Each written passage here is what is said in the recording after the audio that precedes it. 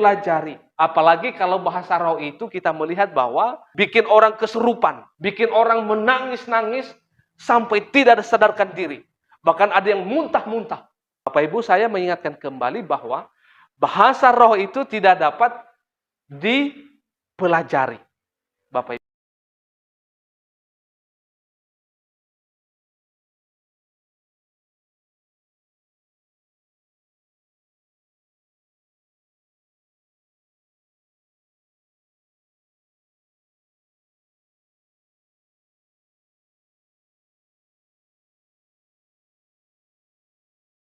Yang kedua Bapak Ibu tentang bahasa roh. Nah ini saya mau nyampaikan lagi Bapak Ibu ya. Tentang bahasa roh.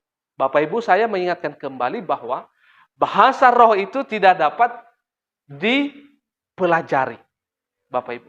Bahasa roh itu adalah tidak dipelajari. Apalagi kalau bahasa roh itu kita melihat bahwa bikin orang kesurupan. Bikin orang menangis-nangis sampai tidak sadarkan diri. Bahkan ada yang muntah-muntah. Teriak-teriak gitu Bapak Ibu. Dan mereka mengatakan bahwa jikalau ada orang demikian sedang dipenuhi Roh Kudus katanya. Sedang kepenuhan Roh Kudus, maka keluarlah bahasa-bahasa lidah yang tidak dimengerti oleh kita yang mendengarkan. Misalnya kita temukan di gereja. Bapak Ibu, itu banyak sekali di gereja-gereja kita temukan di hari-hari ini. Dan tidak tertutup kemungkinan di wilayah kota di mana kita berada. Banyak sekali itu. Nah, Bapak Ibu, ini perlu kita memahami dan mengerti tentang ini, Bapak Ibu.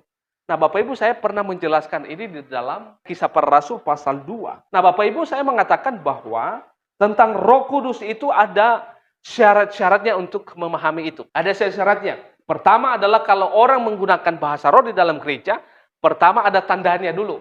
Yang sesuai dengan Kisah Para Rasul. Pertama adalah ada tiupan angin. Yang kedua itu adalah ada lidah-lidah seperti api. Dan yang ketiga adalah ada penafsir. Bapak Ibu, tetapi kita melihat di hari-hari ini miris. Tidak ada di dalam gereja yang ada tanda-tanda dan juga ada yang menafsirkan. Tidak ada Bapak Ibu.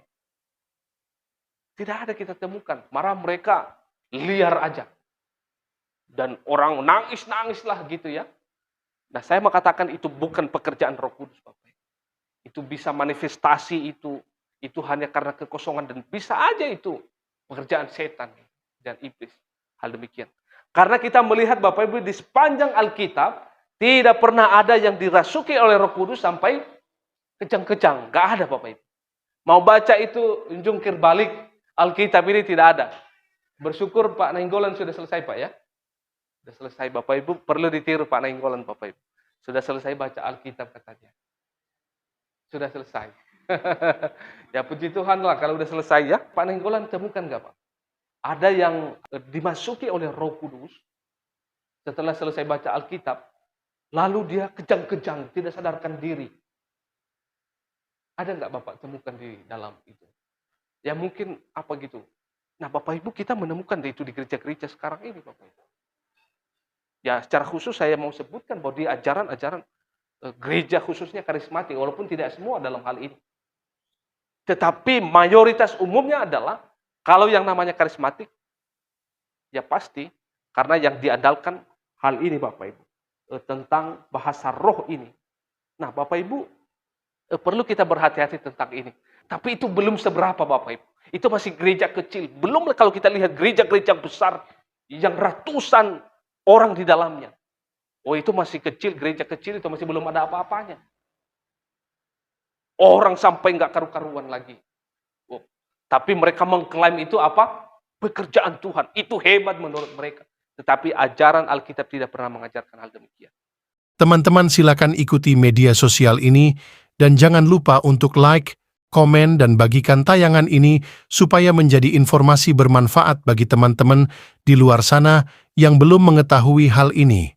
Salam sehat, tetap semangat, Tuhan Yesus memberkati kita semuanya.